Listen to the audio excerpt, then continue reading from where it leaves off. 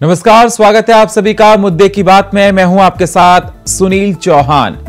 कुछ दिन पहले फिलिस्तीन संगठन हमास ने गाजा पट्टी की तरफ से इजराइल पर घातक हमले किए, जिसके बाद हमास और इजराइल के बीच में युद्ध की स्थिति बनी हुई है। हमले के फौरन बाद इजराइल ने इस युद्ध का कार्य मानते हुए हमास के खिलाफ जंग का ऐलान किया और इन हालात ने एक बार फिर से इजराइल फिलिस्तीनी संघर्ष को दुनिया के सामने ला दिया है, जिसमें सबसे ज्यादा चर्चा गाजा पट्टी की हो रही है, जो इस समय युद्ध का केंद्र बना हुआ है। गाजा पट्टी इजराइल और भूमध्य सागर के बीच का एक पट्टीनुमान इलाका है, जिसे फिलिस्तीन का हिस्सा माना जाता है। कई बार इसे पृथ्वी का नर्क भी कहा जाता है। आपको बता दें, शनिवार को हुए हमले के 2 दिन बाद इजरायली सेना ने गाजा पट्टी को घेर कर वहां खाद्य और अन्य आपूर्ति को रोक दिया था। बुधवार तक पट्टी की सीमा पर पूरी तरह से नियंत्रण हासिल करने का दावा किया गया। इससे गाजा पट्टी में रहने वाले लोगों को बड़ी परेशानियों का सामना करना पड़ा। गाजा पट्टी के इलाके को मानवाधिकार आयोग वाले खुली जेल भी कहते हैं। वर्तमान घटनाक्रम ने यहाँ के हालात और ज्यादा खराब होने की आशंका बना दी। साल 2021 में ही संयुक्त राष्ट्र के महासचिव एंटोनियो गुतरेस ने गाजा पट्टी में बच्चों की स्थिति को देखते हुए इलाके को पृथ्वी का नर्क कह दिया था। संयुक्त राष्ट्र के मुताबिक दुनिया के सबसे गरीब जगहों में से एक है। गाजा पट्टी और वेस्ट बैंक यानी कि पश्चिमी किनारा ही मिलकर फिलिस्तीन बनाते हैं। दोनों इलाकों के बीच में इजराइल पड़ता है। गाजा पट्टी में इंसानों के हालात बहुत ही खराब माने जाते हैं। विश्व बैंक की पिछले महीने की रिपोर्ट के अनुसार यहाँ पर बेरोजगारी की दर 40% और युवा बेरोजगारी की दर करीब 60% तक है। वहीं इजराइल में बेरोजगारी की दर अमेरिका की तरह 4% है।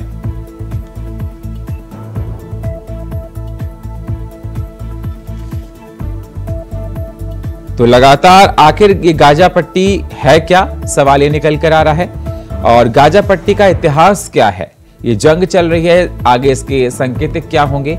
जिस प्रकार से देखा गया कि हमास जो कि आतंकी संगठन है, उसने इजराइल पर अचानक से रॉकेट से बम बरसा दिए और फिर इजराइल कहां छोड़ने वाला था। लगातार लड़ाई इजराइल और फिलिस्तीन के बीच में जंग जारी है और इजराइल फिलिस्तीन की दुश्मनी के केंद्र में गाजा पट्टी क्यों आ रहा है। गाजा पट्टी का जिक्र बार बार किया जा रहा है। बताया जा रहा है कि गाजा पट्टी से ही हमास ने इजराइल पर हमला किया। गाजा पट्टी दुनिया के सबसे घनी आबादी वाला इलाका है। बुरे हालात की वजह से दुनिया भर का इसे नर्क कहा जाता है। तो हमास की गाजा पट्टी में क्या भूमिका है, इसे क्यों खुली जेल तक की संज्ञा दी जा चुकी, कैसे बनी है दुनिया की सबसे बड़ी खुली जेल, दुनिया का नर्क गाजा पट्टी को क्यों कहा जाता है, ये तमाम सवाल खड़े किए जा रहे हैं। हालांकि भारत सरकार ऑपरेशन अजय चलाकर जो भारतीय वहां फंसे हैं उनको ला रही है, अपने सकुशल वतन ला रही है। तो क्या मायने इस युद्ध के, आगे क्या असर पड़ेगा और क्या अनुमान लगाया जाए।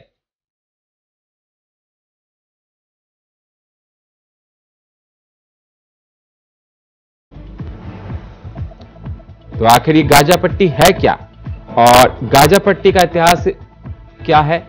जब भी इजराइल और फिलिस्तीन के युद्ध की बात की जाती है तो गाजा पट्टी पर मुख्य केंद्र रखा जाता है। गाजा पट्टी पर विरोध क्यों हो रहा है और जंग क्यों जारी है। हमास आतंकी संगठन ने जिस प्रकार से इजराइल पर बम बरसाए, रॉकेट लॉन्च किए, उसके बाद से ये कहा जा रहा है कि इजराइल ने गाजा पट्टी को पूरा तबाह कर दिया है, फिलिस्तीन को बर्बाद कर रहा है। हालांकि भारत, अमेरिका, ये तमाम देश हैं जो इजराइल का सपोर्ट कर रहे हैं। इजराइल एक ऐसा कंट्री जो कि वेपन्स में बहुत स्ट्रांग है, हर तरह से बहुत स्ट्रांग है।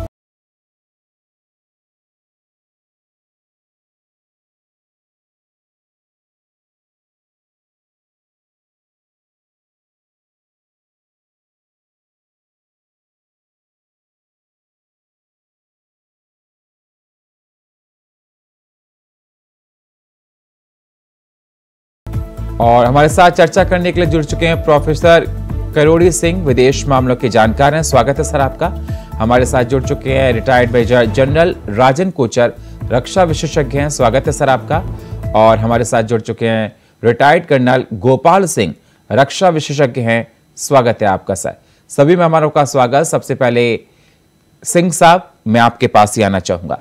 सिंह साहब, जिस प्रकार से देखा जाए इजराइल और फिलिस्तीनी की जंग लगातार जारी है और अगर जो मुख्य केंद्र देखा जाए गाजा पट्टी को बनाया जा रहा है, लगातार ये देखा जा रहा है कि गाजा पट्टी का बार बार जिक्र किया जा रहा है। मैं आपसे ये जानना चाहता हूं कि सर, जब भी फिलिस्तीन और इजराइल के युद्ध की बात होती है तो गाजा पट्टी को ही मुख्य केंद्र बनाया जाता है, ऐसा क्यों?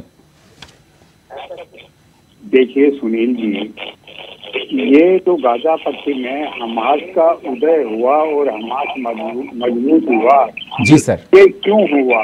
तो हमास ने या हमास के जो मेंबर हैं उन्होंने ऐसा नहीं कि सुबह उठे और इजराइल के रॉकेट से अटैक कर दिया। हर चीज की एक पृष्ठभूमि होती है, एक पुरानी यादाश्त होती है और उसकी वजह से ये स्थिति बनती है। तो इजराइल और जो फिलिस्तीन की प्रॉब्लम है ये आज की प्रॉब्लम नहीं है, सेकेंड वर्ल्ड वार के बाद से शुरू हुई। जब इजराइल के पास कोई देश नहीं था, यूज का कोई देश नहीं था, हिटलर ने अत्याचार किए तो यूज का एक अनुभव हुआ, एक अनुभव लिया कि हिटलर ने कैसे अत्याचार किए। तो उन्होंने कहा कि जो पैलेस्टाइन का एरिया है वहाँ से हमारा ओरिजिन हुआ है, तो वहाँ हमारा देश हो सकता है। तो पश्चिमी देशों की मदद से, विशेष रूप से ब्रिटेन और अमेरिका की मदद से पैलेस्टाइन में अब इजराइल को बना लिया गया। उस समय से आज तक ये संघर्ष किसी न किसी रूप में चल रहा है। इसके बाद में ओस्लो समझौता हुआ शांति के लिए, उसमें पैलेस्टाइन लिबरेशन ऑर्गेनाइजेशन था जी। और इसके साथ इजराइल का समझौता हुआ। ओस्लो जो नॉर्वे था उन्हें मीडिएट किया और समझौते पे हस्ताक्षर हुए इजिप्ट में और अमेरिका में, वाशिंगटन में। तो वो समझौता हो गया। वो समझौता आज तक लागू नहीं हुआ और धीरे धीरे PLO है जो पैलेस्टाइन लिबरेशन ऑर्गेनाइजेशन है, वो क्यों डिसअपियर हो गया? क्योंकि हमास का उदय इसलिए हुआ कि जो गाजा स्ट्रिप है वो पूरे समुद्र से लगती हुई है और वो ज्यादा मजबूत है। वेस्ट बैंक है वो इतना मजबूत नहीं है। जो इजराइल, गाजा पट्टी इजराइल से भी जुड़ा हुआ है और दुनिया से भी समुद्री मार्ग से अच्छी तरह से जुड़ा हुआ है। एक समुद्र के किनारे बहुत बड़ी पट्टी है। तो वहाँ जो पैलेस्टाइन के लोग हैं वो ये मान के चलते हैं कि जो इजराइल ने आज कब्जा कर रखा है वो हमारी परंपरागत भूमि हमारी रही है। इजराइल का ये मानना है कि हमारी रही है, तो ये स्वाभाविक है। लेकिन इसके बाद अब जो हफ्ते भर पहले उन्हें रॉकेट दागे, ये कैसे हुआ? क्योंकि इजराइल जैसे देश का गुप्तचर एजेंसी इतनी होशियार है, इतनी मजबूत है, वो ये एंटीसिपेट क्यों नहीं कर पाई कि हमास कितना मजबूत हो जाएगा? इजराइल का इंटेलिजेंस का असेसमेंट ये था कि हमास इतना मजबूत नहीं है। लेकिन अब एहसास हो रहा है कि हिजबुल्लाह सपोर्ट कर रहा है, लेबनान सपोर्ट कर रहा है, सीरिया सपोर्ट कर रहा है। तो यूं ही उन्होंने अटैक किया। उसके बाद एक हफ्ते में 3000 से ज्यादा लोग मर गए हैं और एक हफ्ते में 3000 से ज्यादा सिविलियन यूक्रेन और रशिया युद्ध में नहीं मरे हैं। तो हालात बहुत खराब है और ऐसे हालात में अब जो हालात बन रहे हैं वो 1 मिलियन से ज्यादा लोग डिस्प्लेस हो गए हैं और जो मानवीय सेवा वाली संस्थाएं हैं वो भी काम करने की स्थिति में नहीं है। इजराइल ने अल्टीमेटम दे दिया है कि हम तीनों सेनाओं के अंग हैं, जमीनी, समुद्री और जो हवाई सेना है, हम तीनों मिलके अटैक करेंगे। आप जो नॉर्थ साइड है गाजा का वो खाली कर दो। और ब्लिंकन ने जब अभी इजिप्ट विजिट किया है, इजिप्ट के प्रेसिडेंट से मिलकर ये कहा है कि आप जो गाजा से आने वाले हैं नॉर्थ से, उनको रास्ता दे दो, आपके यहाँ उनको शरण दे दो। लेकिन इजिप्ट के प्रेसिडेंट ने कहा है कि भाई आप उन पे सिविलियन पे अत्याचार होंगे, उनको इजिप्ट भी सहन नहीं करेगा, इजिप्ट भी नहीं मानेगा और इसके लिए हम सबमिट करने को तैयार हैं।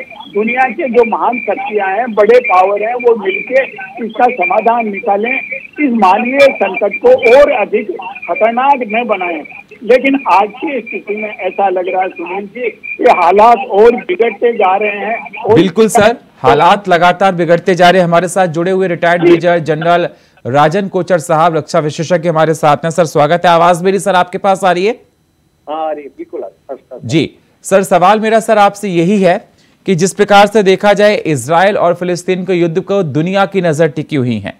इजराइल इतना स्ट्रांग कंट्री, वहां पर हर महिला को, हर पुरुष को ट्रेंड किया जाता है सेना के लिए। इजराइल इतना स्ट्रांग कंट्री, जो उसकी इंटेलिजेंस एजेंसी है मसाद, दुनिया में उसकी टक्कर पर कोई नहीं। इजराइल इतना स्ट्रांग कंट्री कि कहते हैं कि उसके पास बहुत अच्छे अच्छे वीपन्स हैं, कोई इसको टक्कर नहीं दे सकता है। उसके बाद भी सर यह देखा जा रहा है कि हमास जो आतंकी संगठन है, उसकी सारे इंटेलिजेंस को, उसके सारे सिस्टम को फेल कर देता है। देखिए, सबसे पहले सुनील जी, मैं आपका आभारी हूं कि आपने मुझे अपने चैनल में आज इनवाइट किया है।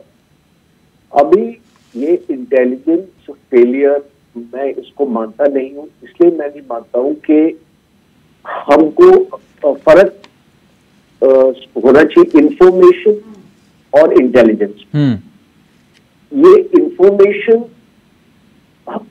मोसाद के पास थी कि ये लोग अपनी ट्रेनिंग कर रहे हैं और अपनी तैयारी कर रहे हैं, और बीच में जो स्टेटमेंट्स गाजा से आ रही थी हमास लीडर्स की, वो ऐसी स्टेटमेंट्स थी कि वो एक मैसेज कन्वे कर रहे थे कि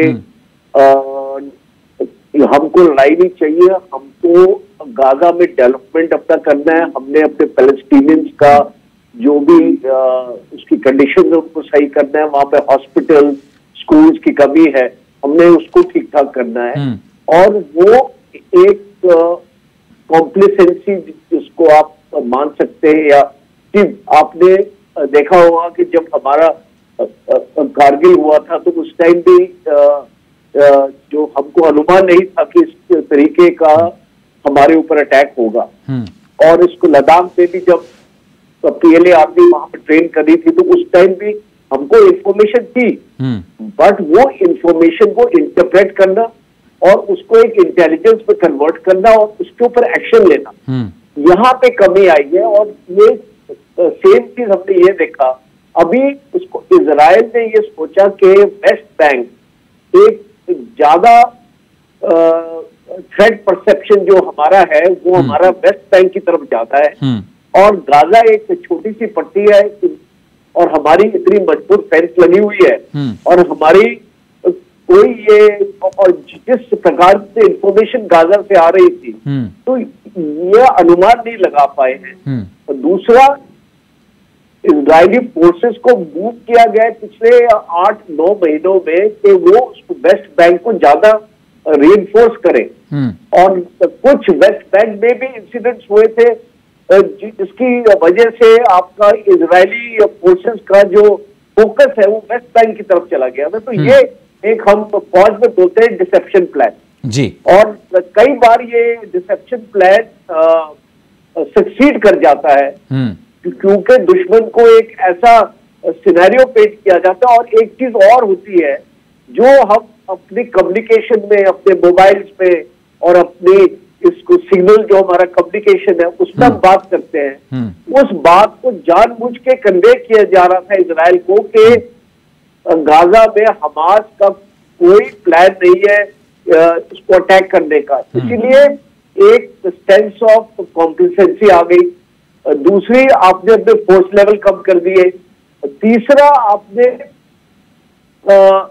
जो आपकी फेंसिंग थी या आपका वो था, वो फेंसिंग को आपने ऑब्जर्वेशन के अंडर नहीं रखा।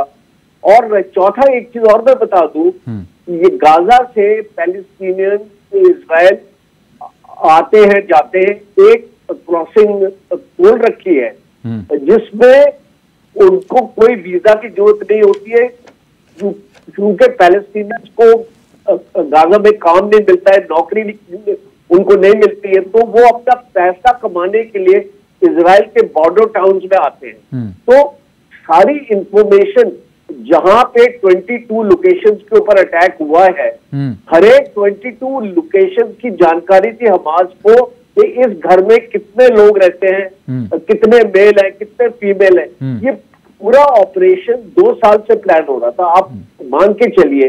और साथ साथ जो, और एक लास्ट पॉइंट मैं आपको ये कन्वे करना चाहता हूँ कि जी सर, हमास अकेले नहीं इसको कर सकता था, हमास को बाहरी ताकतों सपोर्ट की मिला है, मदद मिली। और हम अभी खुल के भी आ रहा है कि ईरान है उसमें लेबनान है उसमें, कटार है उसमें, टर्की है उसमें, तो सीरिया है उसमें। तो ये 4-5 जो देशों के नाम मैंने आपको लिए हैं यहाँ पे, बिल्कुल यहाँ सीरिया में और ईरान में इनकी ट्रेनिंग हो रही थी। रिपब्लिकन गार्ड जो ईरान का है वो इनको ट्रेन कर रहा था। लेकिन सर सवाल इस बात के तो उठकर निकलकर सामने इस बात का आता है कि मसाद इंटेलिजेंस जिसका दुनिया में नाम है, जहां तक कहा जाता है कि मसाद की टक्कर पर कोई नहीं, अगर उसको भी भनक नहीं लगी तो सवाल सर उठेंगे ना कि संरक्षण कोई ना कोई पीछे सपोर्ट तो कर रहा था हमास का। देखिए इसको यूएस इंटेलिजेंस को भी भनक नहीं लगी, और यूएस इंटेलिजेंस आप समझ सकते हैं 5 आई, उसने इंटेलिजेंस एक निकाल दी कि एक जो कनाडा में जो मेजर था तो ये उसको इंडिया की गवर्नमेंट ने मरवाया। तो आप देख सकते हैं कि अभी ये यूएस का इंटेलिजेंस फेलियर है। मैं अभी एक इंटरव्यू सुन रहा था कुछ देर पहले यूनाइटेड स्टेट्स के फॉर्मर डिफेंस सेक्रेटरी का, वो भी यही बोल रहे थे कि यूनाइटेड स्टेट्स की भी इंटेलिजेंस फेलियर है इससे, बिकॉज यूनाइटेड स्टेट्स ने भी इसको पिकअप नहीं किया कि हमास क्या करने वाला है। यूनाइटेड स्टेट्स ने एक स्टेटमेंट दिया है कि 2 दिन पहले हमने इजराइल को बता दिया था कि एक ऐसा हमला आने वाला है, तो और उसको जो इजराइल ने उसको नकारा है उसको स्टेटमेंट को कि हमको ऐसी कोई इंफॉर्मेशन यूनाइटेड स्टेट्स से नहीं मिली। तो ये चीजें अभी सामने आ रही है। अभी इंटेलिजेंस अब बिल्कुल सर, जब ये ऑपरेशन खत्म होगा फिर उसके बाद आप देखेंगे कि इसकी जानकारी होगी, तहकीकात होगी और इसके ऊपर इंक्वायरी बैठेगी, तो उस टाइम पे हमको ज्यादा पता चलेगा कि ये वजह क्या निकली थी इंटेलिजेंस फेलियर। बिल्कुल सर, आता हूं आपके पास। हमारे साथ रिटायर्ड कर्नल गोपाल सिंह, रक्षा विशेषज्ञ हमारे साथ जुड़ चुके हैं। स्वागत है सिंह साहब आपका हमारे साथ जुड़ने के लिए। कर्नल गोपाल सिंह साहब, सवाल मेरा आपसे है कि जिस प्रकार से ये कहा जा रहा है कि हमास को पीछे से कोई ना कोई देश सपोर्ट कर रहे थे, क्योंकि हमास अकेले इजराइल पर यह नहीं कर सकता, इतनी स्ट्रांग इंटेलिजेंस एजेंसी उनके पास होने के बाद लगातार, अगर मैं कहूं सर ये हमला वर्ड ठीक नहीं लगता, ये जघन्य अमानवीय अगर वर्ड इस्तेमाल किया जाए तो ज्यादा बेहतर होगा। मेरा सर सवाल ये आपसे है कि कौन से देश इसमें शामिल हो सकते हैं सपोर्ट करने के लिए हमास को, और प्रेजेंट टाइम की कंडीशन को देखकर आप क्या अनुमान लगाना चाहते हैं? मैं आपके माध्यम से सभी को नमन वंदन। नमस्कार सर। जो हमास ने कार्रवाई की है वो विश्व स्तर पर निंदनीय है, जघन्य है। इसको सब लोग जो है बॉयकॉट करें, इसका निंदा करें। जिस प्रकार से उन्होंने इजराइल के अंदर जाकर के अमानवीय हत्याएं की हैं, उनके साथ में बर्बरता की है, वो बहुत ही जघन्य है। सवाल आपका कि इनको हमास को किसने मदद की और कौन कर रहा है, ये बहुत बड़ा सवाल है। क्योंकि हमास नहीं, पैलेस्टीनियन अपने लिए लड़ाई लड़ रहे थे। उन्होंने यौम किप्पुर वार के समय या उस समय की लड़ाई लड़ी, और अभी भी उनके मन में है कि भाई उनको रहने की पूरी जगह मिलनी चाहिए। लेकिन हमास एक टेररिस्ट ऑर्गेनाइजेशन है, वो चाहता है कि इजराइल खत्म हो जाए, और यदि इजराइल को खत्म करना चाहता है तो खत्म कैसे करेगा? कोई न कोई तो उसको मदद करेगा। कुछ समय यदि पहले देखें, कतार ने तकरीबन $1 बिलियन का उनको पैसा दिया 2012 से लेके अब तक, और सारी कितना इंटरनल दिया, जो वो रिकॉर्ड में है वो $1 बिलियन की बात है। उसके अलावा इजराइल एक ऐसा सुदृढ़ विश्व के अंदर एक पावर है जो तकरीबन 56 मुस्लिम कंट्रीज जो उसके ऊपर नजर रखती हैं। मेरा पर्सनल विचार है कि वो यानी उनके लिए ये शायद अच्छा नहीं लगता।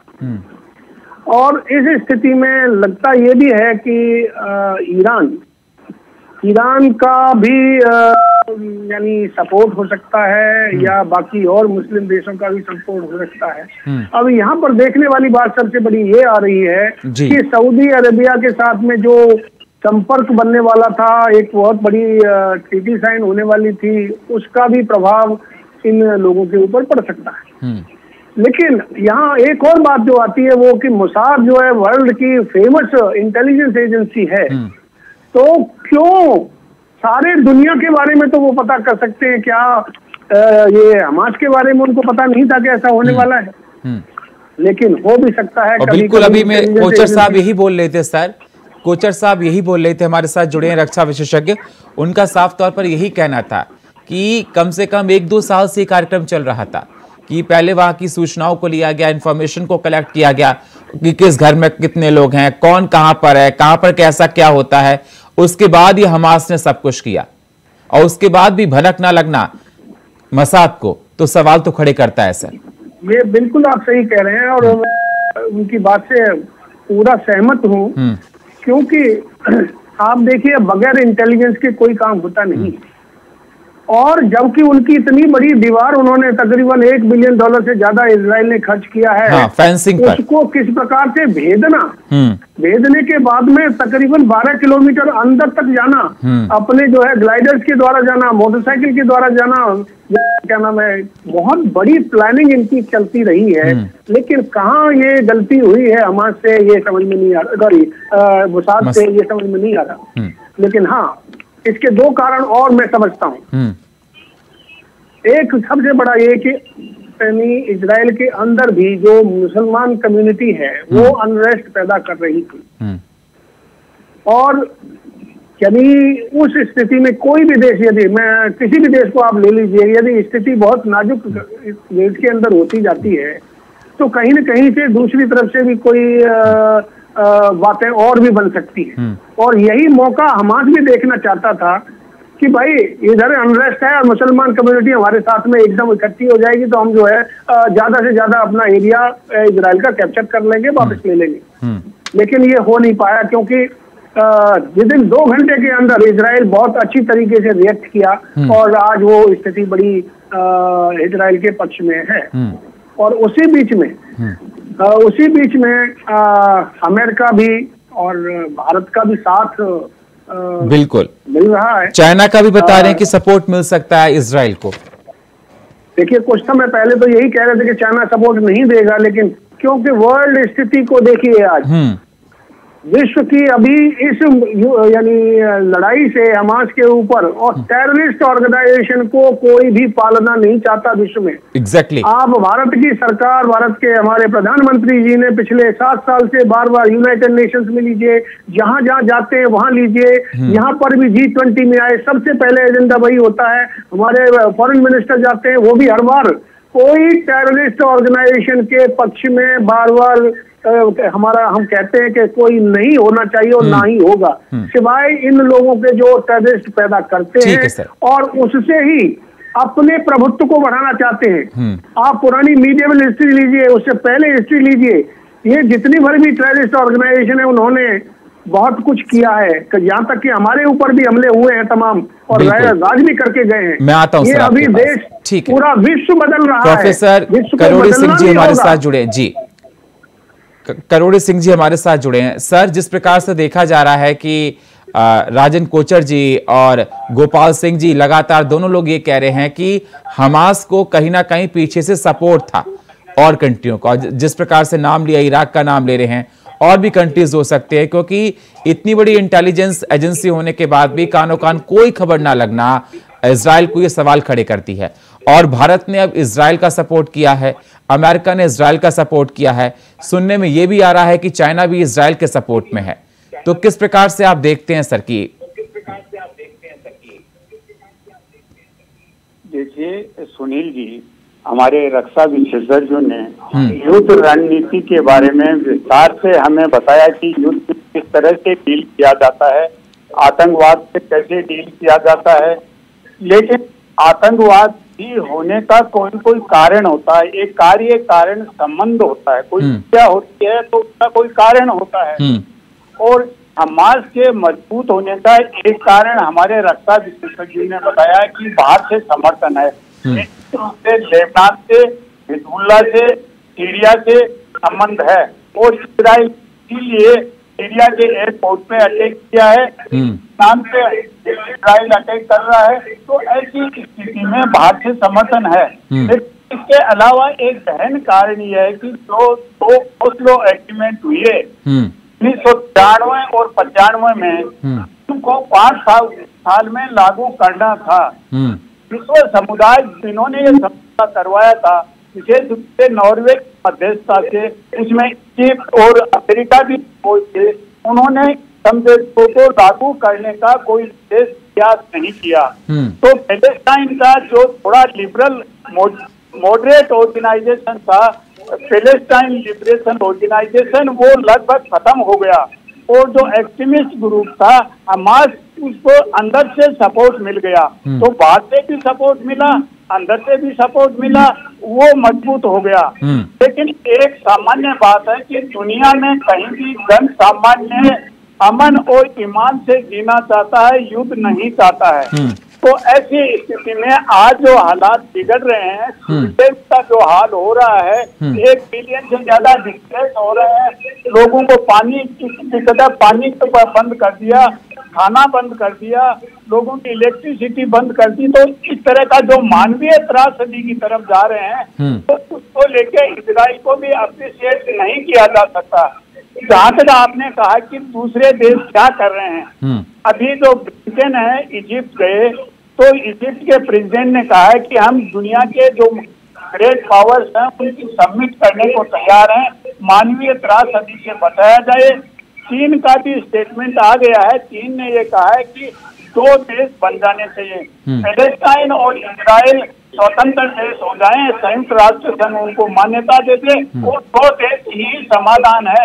मैं तो इजराइल पैलेस्टाइन को खत्म कर सकता, मैं पैलेस्टाइन इजराइल को खत्म कर सकता, और चीन ने मध्यस्थता की पेशकश की है। तो दुनिया के जो ग्रेट पावर हैं वो डिस्कस तो कर रहे हैं, लेकिन अगर मैं इसको निष्कर्ष रूप में कहूँ तो ये एक पैलेस्टाइन और इजराइल का संघर्ष है। लेकिन इस संघर्ष का जो मेना रीजन है, मिडिल ईस्ट और साउथ अफ्रीका का रीजन है, उसमें स्प्रेड होने की संभावना बहुत ज्यादा बढ़ गई है। सीरिया, लेबनान, ईरान, इनका इन्वॉल्वमेंट होने से तो पूरे मिडिल ईस्ट और नॉर्थ अफ्रीका में फैल सकता है। दूसरा, जो सुपर पावर हैं वो इसको समाधान के बजाय अपने भू राजनीतिक और जो सामरिक हित हैं वो साधना चाहते हैं, इसका समाधान नहीं करना चाहते हैं।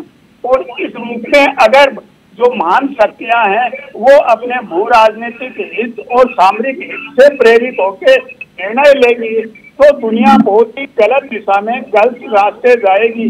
क्योंकि अभी तक यूक्रेन संकट से और पेंडेमिक से दुनिया उबर नहीं पाई है, जी बिल्कुल संकट आ गया। तो इससे कैसे बचा जाए, इसके लिए कोई विवेक सम्मत और ऐसा है कि कोई कलेक्टिव विजन या विवेक सामने आएगा और विश्व समुदाय एक साथ मिलकर कुछ करेगा। इसमें संयुक्त राष्ट्र संघ अभी असहाय हो रहा है, ये बहुत ही दुर्भाग्यपूर्ण स्थिति है। तो संयुक्त राष्ट्र संघ की विशेष भूमिका को मान्यता देते हुए संयुक्त राष्ट्र संघ को मजबूत करके उसको तैयार किया जाए कि इसको मानव त्रासदी में बदलने के से बचाया जाए और युद्ध को और ज्यादा भीषण होने से रोकने का प्रयास किया जाए। जी सुनील, बिल्कुल आपने कहा कि युद्ध को रोकने का प्रयास किया जाए, लेकिन सर दूर दूर तक अभी हालात ऐसे नजर नहीं आ रहे। हमारे साथ राजन कोचर जी जुड़े हुए हैं। कोचर साहब, मैं आपसे ये जानना चाहता हूं सर कि जब ये कोई लड़ाई अभी की नहीं है, फिलिस्तीन और इजराइल का आप 100 साल का इतिहास पुराना उठाकर देख लीजिए, जब भी लड़ाई होती है तो मुद्दा बीच पे गाजा पट्टी निकल कर आता है। और अगर गाजा पट्टी की बात की जाए, दुनिया का सबसे पॉपुलेटेड जगह जहां पर पॉपुलेशन बहुत ज्यादा है, कहते हैं कि एम्प्लॉयमेंट वहां पर बहुत ही कम है, लोगों को प्रॉपर एजुकेशन वहां पर नहीं मिल पाती है, ना प्रॉपर हेल्थ सिस्टम वहां पर है, बुरे हालात हैं। उसके बाद भी अगर कभी भी, अगर 100 साल पहले भी उठाकर देखा जाए और चाहे अभी की बात की जाए, तो गाजा पट्टी पर ही केंद्र बिंदु किया जाता है। ऐसी खासियत क्यों? देखिए, मैं इसको एक आपको क्लैरिफिकेशन ये देना चाहता हूँ कि गाजा पट्टी प्रॉब्लम नहीं है। 2007 से इजराइल ने अपनी फौज को वहां से निकाल दिया। वहां पे 21 सेटलमेंट थे ज्यूज के, उसको खाली कर दिया और वापस आ गए।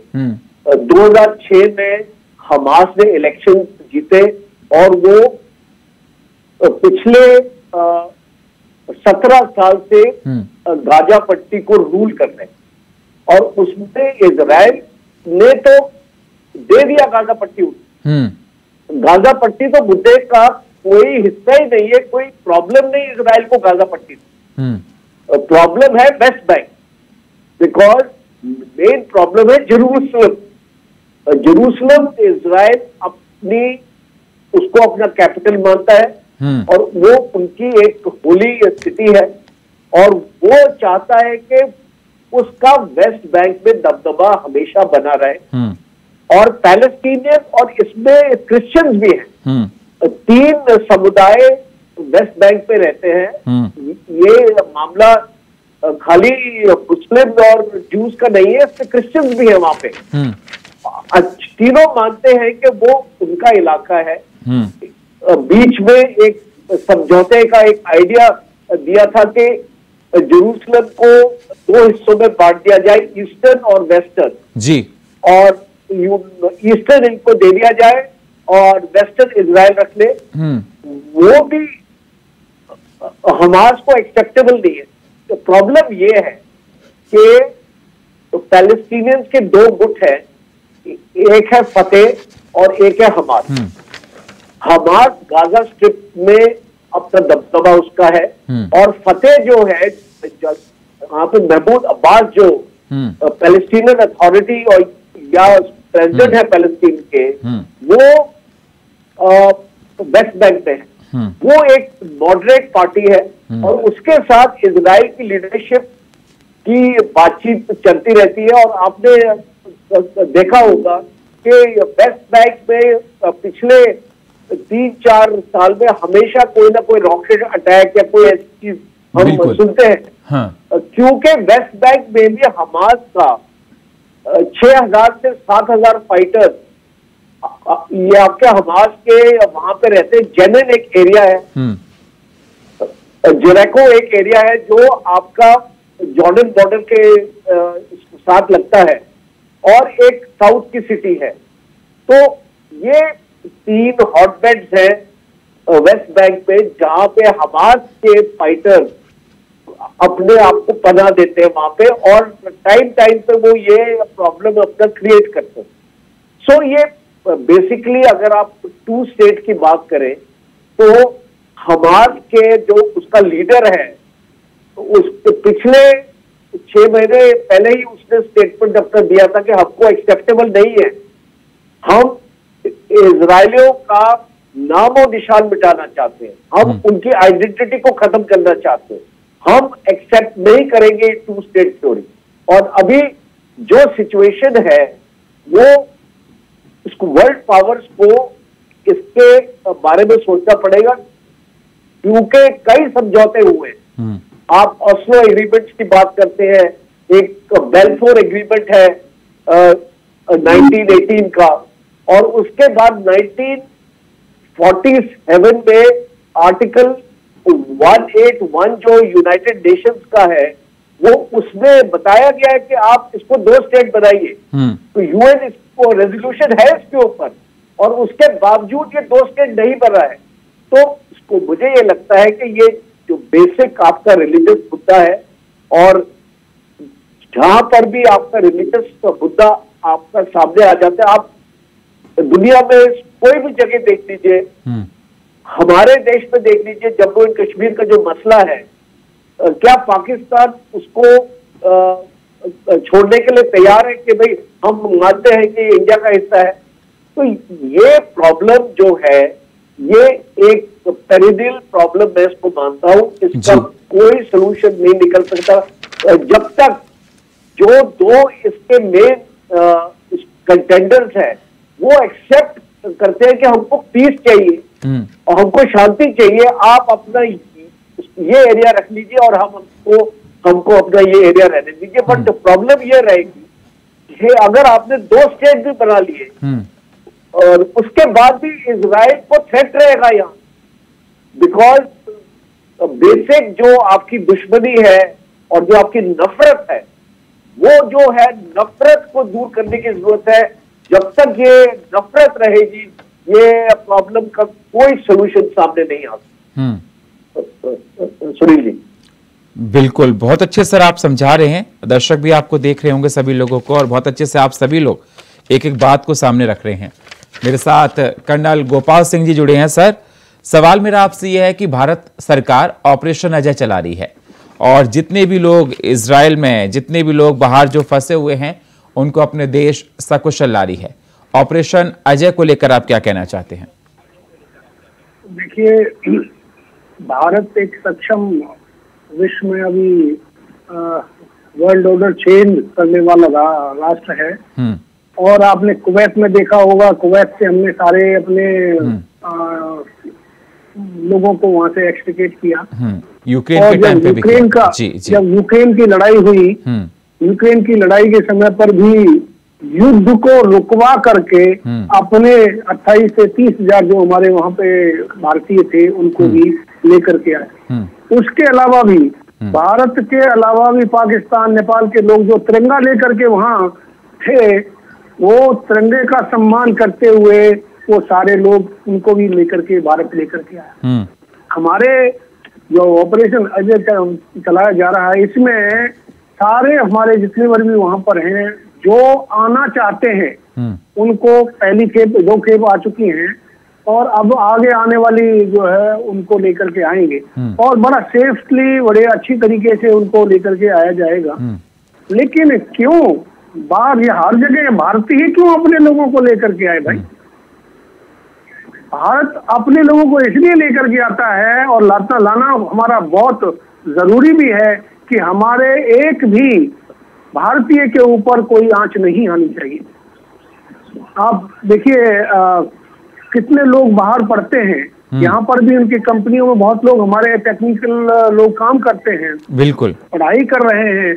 आपका क्या नाम है, मेडिकल उसमें फैसिलिटीज में लोग हैं, काफी लोग जो है बहुत मदद कर रहे हैं और सर्विस कर रहे हैं वहां पर। लेकिन उनकी भी जान को खतरा है, तो उस खतरे को निपटने के लिए जरूरी है कि उनको वहां से निकाला जाए। और ये ऑपरेशन विजय मतलब बहुत अच्छी तरीके से चल रहा है। बिल्कुल, मतलब आपका कहना है कि भारत सरकार ऑपरेशन अजय बहुत अच्छे से कर रही है, सकुशल जो लोग फंसे हुए हैं उनको लाने में पूरा काम कर रही है। करोड़ी सिंह साहब, जिस प्रकार से देखा गया था कि यूक्रेन के समय में जब युद्ध हुआ तो देश पर बहुत ज्यादा इफेक्ट देखने को मिला था। बहुत सी कंट्रीज में अगर देखा गया था गोल्ड का प्राइस बढ़ गया था, इन्फ्लेशन रेट में काफी बढ़ोतरी देखने को मिली थी और भी काफी चेंजेस, बदलाव देखने को मिले थे। तो ये इजराइल और फिलिस्तीन के जो लड़ाई चल रही है, वॉर चल रहा है, इसके बाद क्या अपनी कंट्री पर, अब भारत पर कोई असर देखने को मिलेगा?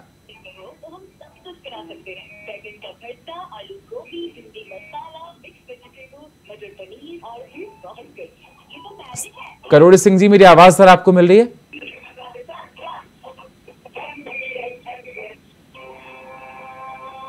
लगता है संपर्क हमारा नहीं हो पा रहा है करोड़ी सिंह साहब से। कोचर साहब, मेरी आवाज सर आपको मिल रही है? हाँ, बिल्कुल मिल रही है। बिल्कुल सर, सवाल मेरा सर आपसे यही है कि जिस प्रकार से देखा गया कि यूक्रेन के समय में जब युद्ध हुआ तो भारत पर कई असर देखने को मिला था, जिसमें देखा गया कि गोल्ड का प्राइस बढ़ गया था, कुछ चीजों में बदलाव आया था, महंगाई, इन्फ्लेशन रेट पर थोड़ा सा असर पड़ा था। सवाल मेरा आपसे है कि इजराइल और जो फिलिस्तीन का वॉर चल रहा है, इससे क्या हमारे देश पर कुछ असर पड़ेगा? हाँ, इसमें जरूर पड़ेगा, पर ये एक शॉर्ट टर्म में मानता हूँ असर पड़ेगा, क्योंकि ये लड़ाई इतनी लंबी नहीं जाएगी। ये 1.5-2 महीने में, और अगर बाहर की ताकत से अंदर नहीं ये इसको बढ़ावा नहीं देगी तो मुझे ऐसा लगता है 1.5-2 महीने में लड़ाई आपकी स्टेबलाइज हो जाएगी। इसमें जो फर्क पड़ेगा वो है हमारा जो ट्रेड होता है सी से, तो उसमें आपके शिपिंग कॉस्ट आपके बढ़ जाएंगे, आपके प्रीमियम बढ़ जाएंगे, क्योंकि जब भी लड़ाई होती है आपने देखा मेडिटेरेनियन सी, एग्जैक्टली सर, काफी ट्रेड होता है वहां, तो आप देखेंगे कि आपकी शिपिंग कॉस्ट बढ़ेंगे, आपकी इंश्योरेंस की प्रीमियम्स आपकी बढ़ेंगी। और दूसरा हमने अभी ये देखा है कि क्रूड ऑयल के दाम भी बढ़ गए, अभी $89 पर बैरल है। और अभी ये एक्सपर्ट अनुमान अपना लगा रहे हैं, हमारे पेट्रोलियम मिनिस्टर ने भी स्टेटमेंट दिया है कि ये $95 पर बैरल तक जा सकता है। और $95 पर बैरल तक हमारा देश इसको सस्टेन कर पाए। इसके बाद अगर ये प्राइस क्रूड ऑयल की और बढ़ेगी तो फिर मुश्किल है, फिर हमको भी अपनी प्राइसेस अपने ऑयल की यहाँ पे बढ़ानी पड़ेगी। दूसरा इंपॉर्टेंट एस्पेक्ट है जो भारत और इजराइल का ट्रेड है, वो हमने देखा है कि पिछले 4 साल में 175% बढ़ा है। और वो जो ट्रेड बैलेंस है वो इंडिया के फेवर में, इसका मतलब है कि हम उनको ज्यादा एक्सपोर्ट करते हैं, उनसे कम इंपोर्ट करते हैं। तो वो जो उसका भी इफेक्ट तकरीबन हम जो हमने पिछले 1 साल में $8 बिलियन का हमारा जो एक्सपोर्ट इंपोर्ट हुआ है, तो हम ये मानते हैं कि जो हमारी जो इक्विपमेंट है जो हम इजराइल से लेते हैं उस पर हमको ज्यादा फर्क नहीं होने वाला है। पर एक बहुत इंपॉर्टेंट चीज मैं आपको बताना चाहता हूं, वो जो हाइफा पोर्ट है जो वो हमारी अदानी की जो फर्म ने उसको खरीद लिया है इजराइल गवर्नमेंट से। तो वो एक जो मिडिल ईस्ट का कॉरिडोर जो बन रहा है, जो India middle east European corridor है, ये कॉरिडोर को झटका लगेगा अभी। जिस स्पीड से हम चाहते थे कि ये कॉरिडोर बने, बिकॉज इस कॉरिडोर में 2 इंपॉर्टेंट प्लेयर्स हैं, 3 मान के चलिए, अपने यूएई, सऊदी अरेबिया और इजराइल, जो इस लड़ाई में इसका इम्पैक्ट होने वाला है। और सऊदी अरेबिया की जो इंफॉर्मेशन है, मुझे कल जो ईरान और सऊदी अरेबिया के हेड ऑफ स्टेट की बात हुई है, उस बातचीत का नतीजा ये निकला है कि अभी जो इनके साथ डिफेंस डील हो रही थी इजराइल और सऊदी अरेबिया की, अभी उसको कोल्ड स्टोरेज में रखा जा रहा है। उस डील को आगे नहीं ले जा रहा है, उसमें उसको यूएस उसकी पहल कर रहा था। यूएस चाहता था कि ये डील अपना जल्दी खत्म हो, पर अभी उस डील के ऊपर भी फर्क पड़ा है। तो अभी मैं ये इसका टोटल एनालिसिस जो मेरा इसका है इकोनॉमिक का, जो हमारी इकोनॉमी है, वो ये है कि इसका शॉर्ट टर्म इफेक्ट उसको जरूर पड़ेगा। पर अगर ये लड़ाई लंबी है और अगर इसमें सीरिया शामिल हो जाता है और इसमें लेबनान उसको शामिल हो जाता है, तो फिर हो सकता है कि ये इसका इकोनॉमिक इम्पैक्ट भारत को भी पड़ेगा। बिल्कुल। प्रोफेसर करोड़ी सिंह हमारे साथ फिर से जुड़ चुके हैं। सर, सवाल मेरा आपसे है कि लड़ाई लगातार चल रही है, अभी दूर दूर तक कोई भी वॉर में मतलब दिखाई दे रहा है कि समाप्ति का असर नहीं आ रहा है, क्योंकि देखा जा रहा है कि यूक्रेन भी लंबे समय से 7-8 महीने से अगर देखा जाए तो भी लड़ाई चल रही है। और अगर फिलिस्तीन की और इजराइल की बात की जाए, मैं आपसे जानना चाहता हूं सर, अगर और कंट्रीज इसमें इन्वॉल्व हो गई, इजराइल में और फिलिस्तीन में, तो इंटरनेशनल असर क्या पड़ेगा और कंट्रीज पर?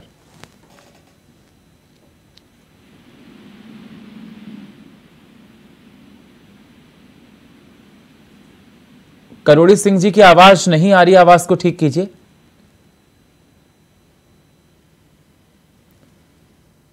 सर मेरी आवाज, सर आपने शायद म्यूट कर रखा है, उसको चेक कीजिए सर।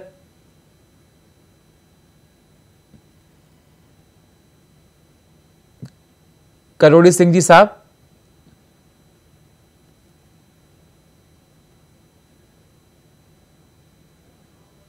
मैं आपकी आवाज को ठीक कराता हूं सर फिर से।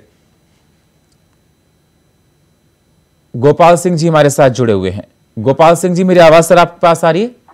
जी जी सर, सवाल मेरा आपसे है कि लगातार ये नजर बनाए हुए हैं सभी लोग इस पूरे वॉर पर कि जिस प्रकार से देखा जा रहा है कि इजराइल और फिलिस्तीन पर लगातार अभी दूर दूर तक इसके खत्म होने के आसार नजर नहीं आ रहे हैं, अगर ये लंबी खिंची तो इंटरनेशनल असर इस पर क्या पड़ेगा? देखिए, जिस प्रकार से रशिया और यूक्रेन का वार शुरू हुआ था शुरू में, तो उस वक्त ये कहने को लगा था कि अगले तकरीबन 24 घंटे में या 2 दिन में या 3 दिन में वार खत्म हो जाएगा और यूक्रेन को जो कैप्चर कर लिया जाएगा। लेकिन स्थिति बदलती चली गई दिन प्रतिदिन, और जिस प्रकार से यहाँ पर भी देखने को मिल रहा है कि इजराइल बहुत शक्तिशाली राष्ट्र है और गाजा पट्टी के ऊपर कैप्चर कर सकता है। लेकिन जिस प्रकार से थोड़ी देर पहले आपने पॉपुलेशन की बात की, इतनी घनिष्ठ पॉपुलेशन वहाँ है और उसकी पॉपुलेशन वहाँ पर बहुत ज्यादा, दुनिया का सबसे पॉपुलेटेड जगह है गाजा पट्टी। इसमें आपको जोड़ दूं, एम्प्लॉयमेंट वहां पर बहुत पुअर है, हेल्थ सिस्टम बिल्कुल फेल है, और सर दुनिया की सबसे बड़ी जेल गाजा पट्टी में है और उसे नर्क भी कहा जाता है। और जिस प्रकार से उन लोगों को ढाल बना करके हमास के जो मिलिटेंट्स हैं, जो टेररिस्ट हैं, उनको ढाल बनाया हुआ है। उसके अलावा जो भी इन्होंने कैप्चर किए हैं, यहाँ के लेके गए हैं, बंदी बनाए हुए हैं, उनको भी ढाल बनाया हुआ है। और आप जानते हैं कि इजराइल ने पहले भी जब हुआ था तो एक भी इनका आदमी, चाहे भारत का हो या किसी का देश का भी हो, यदि एक भी आदमी बंदी बनाया जाता है, उसके लिए देश पूरा कोशिश करता है कि उसको लेकर के आया जाए। यदि उनके साथ में क्या बर्ताव हो रहा होगा, कैसा हो रहा होगा, ये पता नहीं है। लेकिन हाँ, इतना जरूर है कि उनको छुड़ाने की कोशिश यानी इजराइल पूरा करेगा। अभी बात आती है कि बाकी राष्ट्र यदि इस बीच में कूदते हैं, आपने देखा होगा कि 2 दिन पहले से चल रही है कि पूरे विश्व के अंदर तमाम राष्ट्रों में, राज्यों में जो है मुस्लिम कम्युनिटी इसके खिलाफ उतर आई थी। एग्जैक्टली रोड पर आई थी। अभी कल से शायद थोड़ा सा शांति सी नजर आ रही है, लेकिन वह पता नहीं क्या होगा।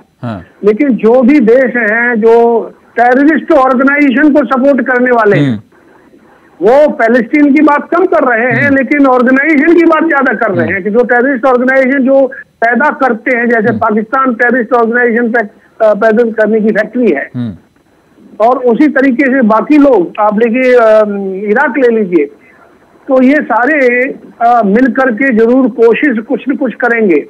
लेकिन टेररिस्ट जो है आज का है, कल का नहीं है। आम मानवीयता के साथ में यदि काम करेंगे तो पूरा विश्व वसुधैव कुटुंबकम की भावना लेते हुए आगे बढ़ सकता है। लेकिन यदि और रास्ते इसमें कूदने की कोशिश करेंगे तो बहुत ही शायद हम कहीं और दूसरे की तरफ बढ़ सकते हैं। ये बहुत ही यानी विश्व के लिए ठीक नहीं होगा। और इतनी क्षति कि आप बताइए, कोरोना काल हुआ, उसके बाद यूक्रेन का बहुत नुकसान हुआ। वर्ल्ड इकोनॉमी, जो अभी भाई साहब हमारे कर्नल साहब ने बताया, एक्सपर्ट साहब ने बहुत अच्छी तरीके से बताया कि किस प्रकार से क्रूड ऑयल की भाव यानी तेज बढ़ जाए, यानी तेज हो जाएगा। भारत ने यूक्रेन की लड़ाई के दौरान भी अपनी स्थिति को बरकरार रखते हुए अपनी इकोनॉमी को नीचे नहीं जाने दिया। विश्व में अभी सबसे आगे चलने वाली इकोनॉमी भारत की है, और मुझे पूरी उम्मीद है कि इस स्थिति में भी वो आगे अपना कार्य करते रहेंगे। लेकिन यहाँ बात सबसे बड़ी आती है कि अमेरिका, आज तक कोई भी युद्ध, जब से 250 साल करीब हो गए, जब से एक भी युद्ध अमेरिका की धरती पर नहीं हुआ है। अब रशिया वर्ल्ड पावर रहा, उसके ऊपर हुआ, या बाकी तमाम जगह पे हुए, आप इराक ले लीजिए, या कुवैत ले लीजिए, या आप इंडिया पाकिस्तान ले लीजिए, या कहीं भी ले लीजिए, लेकिन उनका नहीं हुआ। सबसे ज्यादा उनका इन्वॉल्वमेंट होता है, पक्ष होता है, वो पक्ष किस लिए? सर कॉमनवेल्थ कंट्रीज की अगर बात की जाए ना, मेरी आवाज कॉमनवेल्थ कंट्रीज की बात कही है। अब ये सबसे पहले तो हम सबसे पहले यदि मैं ब्लेम करना चाहूंगा, मेरा पर्सनल व्यू है, ब्लेम करना चाहूंगा तो ये यूनाइटेड किंगडम को, या जो कॉमनवेल्थ कंट्रीज के जो हेड रहे। आप देखिएगा भारत में भी जब भारत का डिवीजन हुआ, ठीक है सर, उस वक्त 20 किलोमीटर की रोड जो गाजा पट्टी का बाप बनाने की रोड जो है लाहौर से लेकर के और ढाका तक बनाने की बात कही जा रही थी। ठीक है, वो तो भगवान ने भला किया कि सरदार पटेल जी ने ये काम नहीं होने दिया। ठीक है सर। नहीं, आज इससे बदतर स्थिति भारत के अंदर होती। जी, करोड़ी सिंह जी, मेरी आवाज सर आपको मिल रही है? आ रही है सुनील जी। जी सर, फाइनल कमेंट सर रखिए इस युद्ध को लेकर।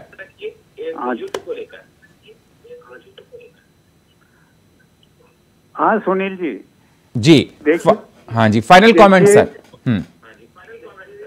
देखिए सुनील जी, ऐसा है कि युद्ध को लेके हालात थोड़ा निराशाजनक हो रहा है, क्योंकि दुनिया ऑलरेडी खाद्यान्न संकट महसूस कर रही थी, ऊर्जा का संकट था, बहुत से देशों में ऋण का संकट आ रहा था। तो वो तो पेंडेमिक और यूक्रेन युद्ध का था, लेकिन प्रत्यक्ष रूप से विकासशील देश हैं, ग्लोबल साउथ के देश हैं, वो इन्वॉल्व नहीं थे। तो इसमें ये जो गरीब देश हैं उन पे प्रभाव ज्यादा पड़ रहा है। तो ऐसा नहीं है कि युद्ध जरूरी है, युद्ध से समाधान नहीं है, बातचीत ही समाधान है, बातचीत से समाधान हो सकता है। और एक सिल्वर लाइनिंग मुझे ये लग रहा है कि जो देश इस युद्ध में इजराइल का समर्थन कर रहे हैं या फिलीपींस का समर्थन कर रहे हैं, वहां भी जनसामान्य सड़कों पे आ गया है।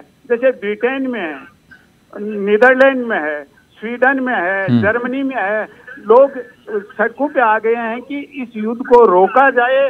पैलेस्टाइन पे जो मानवीय संकट आ रहा है, इजराइल जो कर रहा है, पहले हमास ने किया वो गलत था, लेकिन अब जो इजराइल कर रहा है वो और भी गलत होने जा रहा है।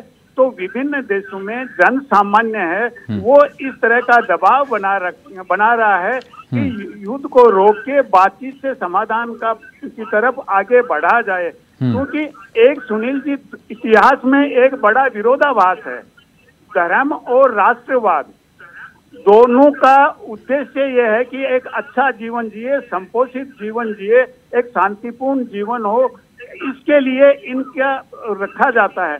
लेकिन इतिहास का अनुभव ये बताता है कि इन दो के नाम पे जब अतिवाद की तरफ जाते हैं तो सबसे ज्यादा हिंसा इन्हीं दो के नाम से हुई है। तो हम किस तरह से एक संतुलित दृष्टिकोण अपनाएं, एक सामूहिक विवेक किस तरह से विकसित हो, उसके लिए जो जिम्मेदार और प्रभावशाली देश हैं उनको आगे आना चाहिए। और जैसे इजिप्ट ने अभी एक प्रस्ताव रखा है कि हम ग्लोबल समिट करेंगे, युद्ध को रोकने का प्रयास करेंगे, चाइना ने मध्यस्थता के लिए कहा है। तो मुझे लगता है कि जल्दी ही युद्ध विराम होगा और बातचीत का रास्ता साफ होगा और ये जो संकट बढ़ रहा है ये कम होने की संभावना बन रही है। जी सुनील जी, बहुत बहुत शुक्रिया आप सभी मेहमानों का चर्चा में जुड़ने के लिए। समय मेरे पास इतना ही है। रिटायर्ड मेजर जनरल राजन कोचर जी, बहुत बहुत स्वागत सर आपका।